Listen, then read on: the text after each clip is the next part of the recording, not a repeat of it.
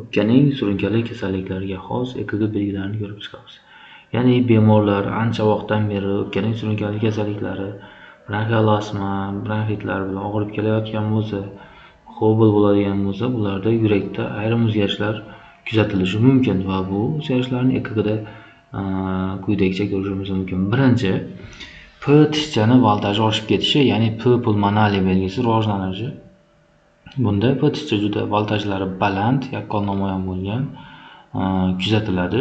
Shunaqa belgi asosan ikkinchi tvidiniyada ko'rishimiz mumkin va bir tarmog'ida ko'rishimiz mumkin.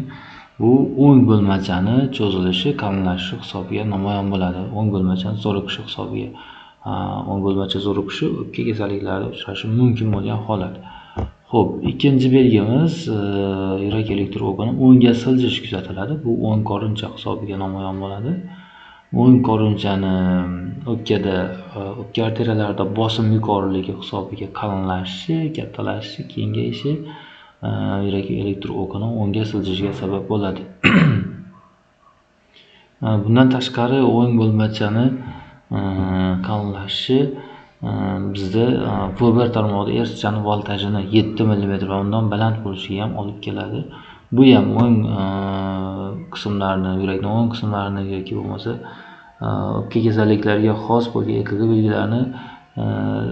belgilaridan biri hisoblanadi, ya'ni V1 tarmog'ida ertishchani baland bo'lishi. Prominent SV, buni ham aytib o'tishimiz kerak. V6 tarmog'ida ko'krak atvediniyasida ertishchani juda chuqur, yaqqol namoyon bo'lgan bo'lishi, bu ham o'pka kasalliklariga xos bo'lgan EKG belgisi hisoblanadi.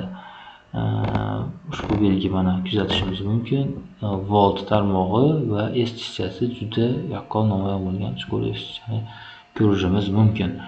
Bundan tashqari nospesifik T tishchadagi nospesifik o'zgarishlarni kuzatishimiz mumkin. 3-AVF tarmoqlarida, ya'ni 3-tarmoq AVF tarmoq bular o'ng qismlar, yurakning o'ng qismlari uchun, yurakning orqa tomonlari uchun javob beradi va bu yerda ushbu qismlarda T tishchada o'zgarishlar bo'ladi, nospesifik o'zgarishlar bo'lishi mumkin. T tishchani o'tkir uchli bo'lishi, yassalanishi, shunaqa belgilarni kuzatishimiz mumkin. Qisqacha shu.